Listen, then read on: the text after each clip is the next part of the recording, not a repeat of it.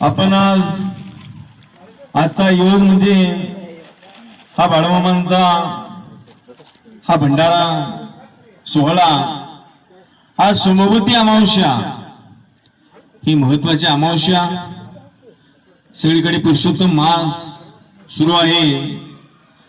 या पुरुषोत्तम मासामध्ये भगवंताचं हे आपण जे श्रवण आहे, नारदांनी सांगितलेल्या नवविधा भक्तीपैकी श्रवण हे एक मानवी जीवाला या ठिकाणी ही तारण्याचं साधन आहे आणि मोक्ष मिळण्याचं हे एकमेव साधन. हे नवविधा भक्तीपैकी श्रवण ही सेवा आहे. भक्तांनो, बाळूमामा यांच्या चरित्रावरती मी या ठिकाणी, त्यांच्या जीवनावरती या ठिकाणी थोडस या ठिकाणी मी या ठिकाणी व्यवस्थित या ठिकाणी आध्यात्मिक चिंतन या ठिकाणी सांगतोय. सर्वांनी थोडस या ठिकाणी मामांच्या समोर फोटोकडे या ठिकाणी आपण चित्त लावून या ठिकाणी श्रवण करायचं. श्रवण ही भक्ती आपण या ठिकाणी स्वीकारायचं आहे.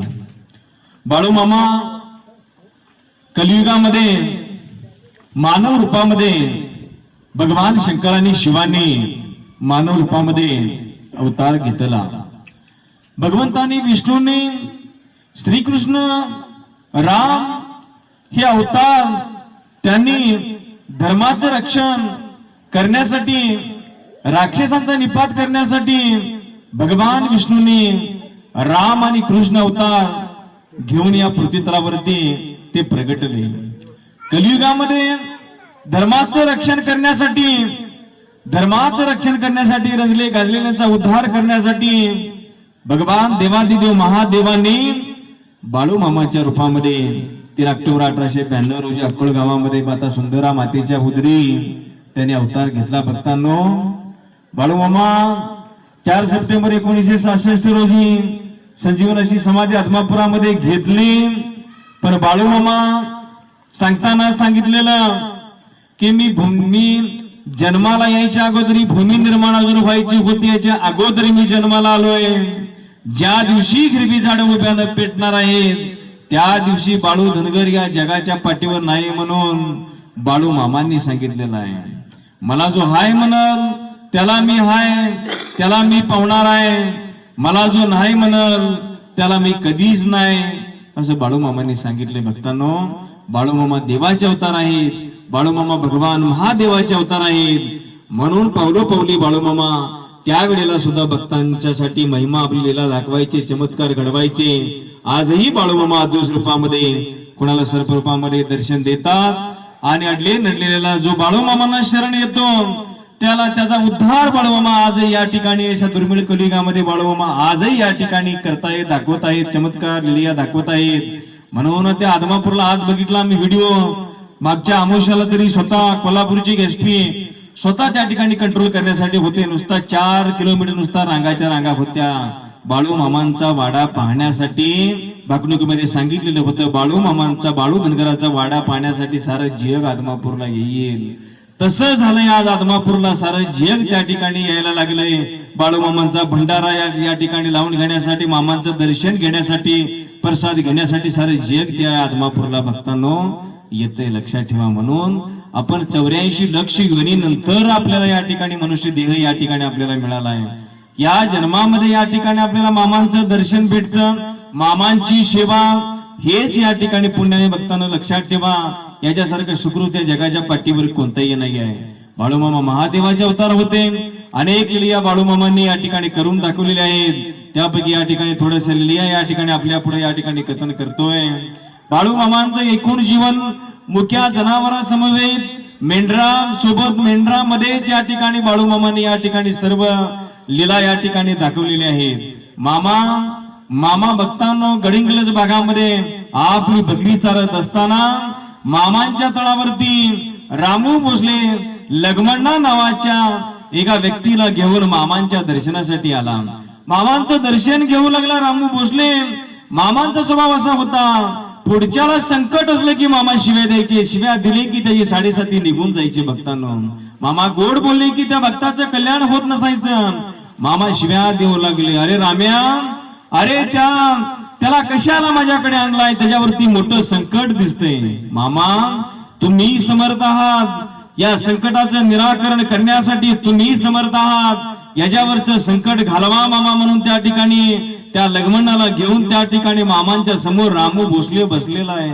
मामांना दया आली भक्तांनो, आणि मग मामा म्हणाले माझ्या मेंढरांची याला सेवा करायला सांग, माझी मेंढर या ठिकाणी गडिंग्लज भागातून जाईपर्यंत माझ्या मेंढरांची सेवा करायला सांग याला. ठीक म्हणाले. त्या ठिकाणी लक्ष्मण मामांची सेवा करू लागला, मेंढरांची सेवा करू लागला. तो सेवा त्याची सेवा पाहून त्या ठिकाणी मामा खुश होऊन एके दिवशी मामा त्याला म्हणाले, सेवा पाहून मामा म्हणाले, अरे वरती गेलास तर वरती शिडी लावून तुला मी खाली घेईन, खाली जमिनीमध्ये जर गेलास तर तुला मी कुदळीनं तुला वरती घेईन, तुझ्या केसाला कोण हात लावतो बघतो रे मी, म्हणून त्याला मामा त्या ठिकाणी बघतानो बोलू लागले. आणि मामाचा आशीर्वाद घेऊन तो गावी आला. जो धनगर समाजाचा असल्यामुळे स्वतःची मेंढर होती, त्याच्यावरती जे संकट येणार होतं बाळूमामाने अगोदर सांगितलेलं, खरोखर त्या ठिकाणी त्याच्यावरती पावसाळ्यात वीज त्याच्यावरती आदळली आणि त्या ठिकाणी मेलो तसं त्याला त्या ठिकाणी वाटलं. आणि त्याला मामांना हार तशी त्या ठिकाणी हाक मारली, मामा मी मेलो आता वाचवा मामा म्हणून त्यानं हार तशी हाक मारताच त्या ठिकाणी साक्षात देवादिदेव महादेव बाळूमामा त्या ठिकाणी तिथे प्रगटले. आणि त्या लग्मणाला त्या ठिकाणी बाळूमामांनी त्या ठिकाणी त्या विजेच्या त्या प्रतापातून त्या ठिकाणी मामा त्या ठिकाणी त्याला वाचवले. आणि मामांच्या मुळे मी वाचलो म्हणून मामांचा त्यानं रस्ता धरला. मामा कापशी गावामध्ये होते आपली मेंढर घेऊन, आणि मामांचा रस्ता धरून तो त्या ठिकाणी मामांच्या तळावरती त्या ठिकाणी आला. मामांचं दर्शन घेऊन त्या ठिकाणी रडत त्या ठिकाणी दर्शन घेऊन त्या ठिकाणी लग्मणा तृप्त त्या ठिकाणी भक्तांनो झाला. मामा तारी त्याला कोण मारी, मामा तारी त्याला कोण मारी, अशी लीला आहे मामांची. जो मामांची भक्ती करतो, मामांच्या सेवेमध्ये जो आहे, मामांचं जो नामस्मरण करतो, मामा त्याला भक्तांनो संकटातून आजही या ठिकाणी भक्तांनो तरतात. कारण मामा भगवान महादेवाचे अवतार आहेत. मामांच्याकडे भक्तांनो सर्व काही शक्य आहे, लक्षात घ्या. बाळूमामा मेंढर घेऊन एकदा आदमापूर जवळ गलगले गावामध्ये गेले होते. गलगले गावामध्ये गेल्यानंतर त्या ठिकाणी रात्री त्या ठिकाणी पूजा आरती झाल्यानंतर सर्व मेंढके भक्तगण त्या ठिकाणी झोपी गेले. बाळूमामा देखील आपल्या तंबूमध्ये झोपी गेले. झोपल्यानंतर त्या ठिकाणी 12-1 वाजता मामांच्या मेंढरांच्या वाघरीचा एक दोर त्या ठिकाणी तुटलेला आहे, आणि काही एक मेंढरांचा कळप त्या ठिकाणी बाहेर पडला. त्या मामांच्या वाघरीच्या शेजारी एक गरीब कुटुंब त्याचं फक्त त्या ठिकाणी 10 गुंठे जमीन होती त्याची, आणि 3 लेकरांना तो त्या ठिकाणी शिक्षण त्या ठिकाणी देत होता आणि कबाड कष्ट करत होता. त्याचं नाव होतं विनायक गुरव. आणि तो मेंढरांचा कळप त्याच्या वांग्याच्या पिकामध्ये घुसला. संपूर्ण तो वांग्याचा प्लॉट त्या ठिकाणी नष्ट त्या ठिकाणी मेंढराने खाऊन त्या ठिकाणी केला. मामा पहाटे उठले आणि मेंढराचा कळप त्या ठिकाणी दिसेना. मेंढराचा कळप त्या वांग्याच्या पिकात जाऊन पडलेला होता. विनायक गुरव त्या ठिकाणी येऊन पाहतो, त्या ठिकाणी वांग्याचा प्लॉट त्या ठिकाणी नाही. 3 लेकरांना शाळा कसं शिकवायचं आणि दारिद्र्य या ठिकाणी कसं करायचं, मामांच्या समोर येऊन तो ओक्साबोक्शी त्या ठिकाणी रडू लागला. मामा म्हणाले, अरे गुरव रडू नकोस, तुझ्या मुलांची कीर्ती या ठिकाणी वाढेल, हा बाळू धनगराचा आशीर्वाद आहे. तुझ्या या वांग्याच्या पिकाला पाणी सोड, एका देठाला 2-2 वांगी लागतील, हा बाळू धनगराचा आशीर्वाद आहे. म्हणून मामांनी त्याला आशीर्वाद केला. एका वांग्याच्या देठाला 2-2 वांगी लागू लागली आणि त्या ठिकाणी वांग्याचं उत्पन्नही मिळालं. आणि त्या 3 लेकरांना मामाने आशीर्वाद दिल्याप्रमाणे 3ही लेकरं आज या ठिकाणी क्लास 1 अधिकारी पुढे त्या ठिकाणी भक्तांनो मामांच्या आशीर्वादानं झाली. भक्तांनो बाळूमामा कुणाचंही ठेवत नाही आहे. बाळूमामा भक्तांना पावणारा, भक्तांचं दुःख दैन्य दूर करणारा असा हा भगवान परमात्मा बाळूमामा, हे लक्षात ठेवा. संकटात त्याची भक्ती करणारा आणि त्याला हाक मारणारा भक्त पाहिजे.